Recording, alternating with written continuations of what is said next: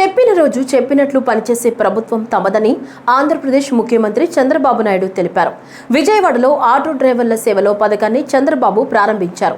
లబ్ధిదారులకు 436 కోట్లను అందించారు. డిప్యూటీ సీఎం పవన్ కళ్యాణ్, మంత్రులు నారా లోకేష్, సతీకుమార్, భాజపా రాష్ట్ర అధ్యక్షుడు మాధవ్ తదితరులు పాల్గొన్నారు. ఈ సందర్భంగా చంద్రబాబు మాట్లాడుతూ రాష్ట్ర వ్యాప్తంగా సొంత ఆటో, క్యాబ్, మ్యాక్సీ క్యాబ్ డ్రైవర్లకు వార్షికంగా 15,000 రూపాయలు ఆర్థిక సహాయం అందించబడుతుందని, మొత్తం 2,90,234 మంది అర్హులను గుర్తించి 435.35 కోట్ల నిధులు వారి బ్యాంకు ఖాతాల్లో నేరుగా జమ చేయనున్నారని అన్నారు.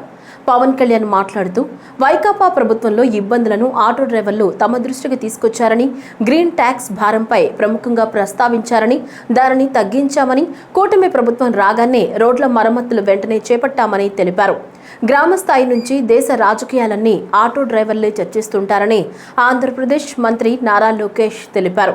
ఆటో డ్రైవర్ల సేవలో పథకం ప్రారంభ కార్యక్రమంలో లోకేష్ మాట్లాడారు. ఆనాడు ఎన్టీఆర్ కాకి డ్రెస్సు వేసుకుని చైతన్య రథంపై పర్యటించారని గుర్తు చేశారు. ఈ రోజు మనం అందరం కూడా ఆటో డ్రైవర్ల పండుగ రోజులో ఈ రోజు ఉన్నాం.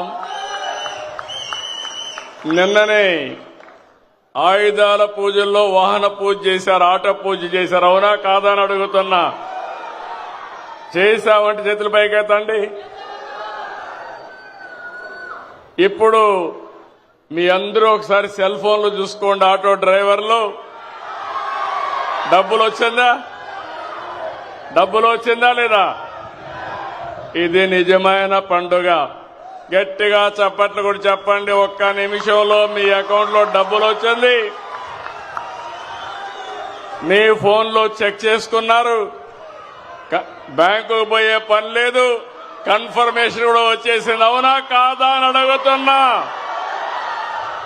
అది ఈ ప్రభుత్వం యొక్క ప్రత్యేకత, అదే ప్రభుత్వం యొక్క పని తీరని మరొక్కసారి మీ అందరికీ విజ్ఞప్తి చేస్తున్నా. ఏం తమ్ముళ్ళు 15,000 కరెక్ట్ గా వచ్చిందా? లంచాలు లేవు కదా, ₹1 ఖర్చు లేదు కదా, తిరిగే పని లేదు కదా. అదే టెక్నాలజీ. నేను ఆ రోజు ఊహించింది. ఈ రోజు మా ఆటో అన్నలు కూడా నేరుగా ఏ పని కావాలన్నా సెల్ ఫోన్ ద్వారానే చేసుకుంటున్నారు. అన్ని కూడా పేమెంట్లన్నీ సెల్ ఫోన్ ద్వారానే పే చేస్తున్నారు. ఇది ఒక వినూత్నమైన అనుభవం. ఏం తమ్ముళ్ళు ఇలాంటి పండగ? I'm very happy. మీ ఫోన్లో వచ్చేసింది. గుడ్. ఇప్పుడంతా కూడా ఆఫీస్ చుట్టూరు తిరిగే పని లేదు. ఆటోమేటిక్ గా చెప్పిన రోజున చెప్పినట్లు పనిచేసే ప్రభుత్వం ఈ ఎన్డీఏ ప్రభుత్వం అని మరొకసారి విజ్ఞప్తి చేస్తున్నాను. గత ప్రభుత్వం ఉన్నప్పుడు చాలా సందర్భాల్లో గ్రీన్ ట్యాక్స్కి ఇబ్బంది పడుతున్న మా దగ్గర ప్రస్తావించారు. దానిని సంవత్సరంన్నర లోపే ఆ సమస్యను అడ్రస్ చేయడం జరిగింది. అలాగే గత ప్రభుత్వం మనకి మనీ ఇచ్చిన కానీ రోడ్లు పూడ్చలేకపోవటం, మరింత రిపేర్లు రావటం, ఇవన్నీ చాలా సందర్భాల్లో మాట్లాడాను.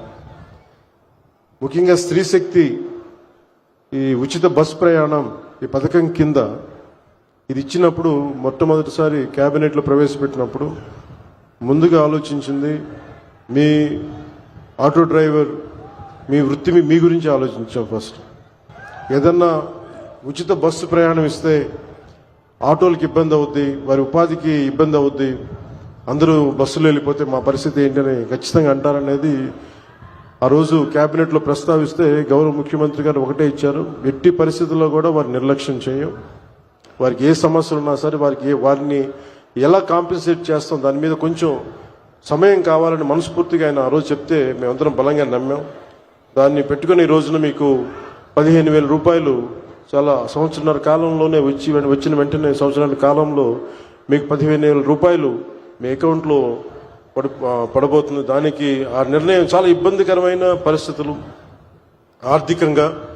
అలాంటిది మీకోసం 15,000 రూపాయలు ఇంత ఆర్థిక ఇబ్బందులు ఉన్నా కానీ ముందుకు తీసుకెళ్ళి మనస్ఫూర్తిగా నారా చంద్రబాబు నాయుడు గారికి మీ అందరి తరపున హృదయపూర్వక కృతజ్ఞతలు తెలియజేస్తాను.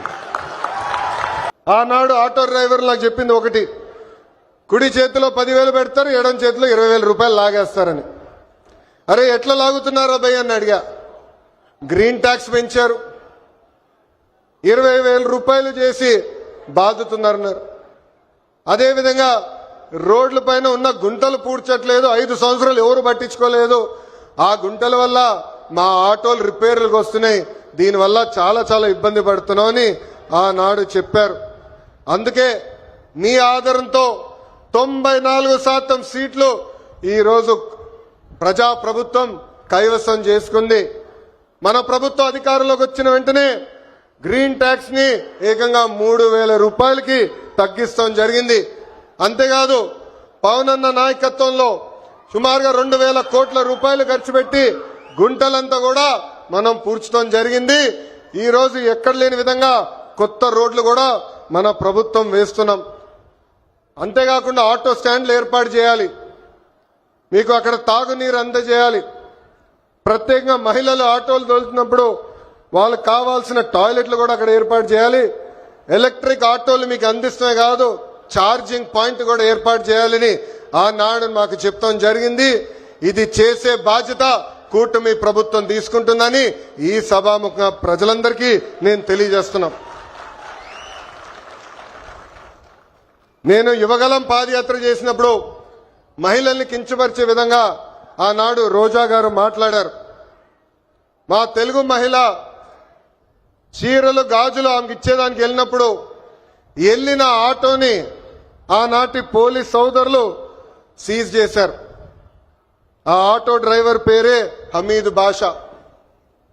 పాపం ఈ ఆటో పైన ఆయనే కాదు, ఆయన కుటుంబంలో ఉన్న 5 ఆధారపడి ఉంటారు. అతను నా దగ్గరికి వచ్చి, అన్నా నేను ఇబ్బంది పడుతున్నా, నన్ను ఆదుకో అంటే గౌరవ ముఖ్యమంత్రి శ్రీ నారా చంద్రబాబు నాయుడు గారు ఆనాడు నేను ఫోన్ చేసి ఒక ఆటో ఇవ్వాలనుకుంటే ఒకటి కాదు, ఏం అవసరం ఉన్నా ఆ కుటుంబాన్ని ఆదుకో, ఇది మన బాధ్యత అని చెప్పిన వ్యక్తి చంద్రబాబు నాయుడు గారు.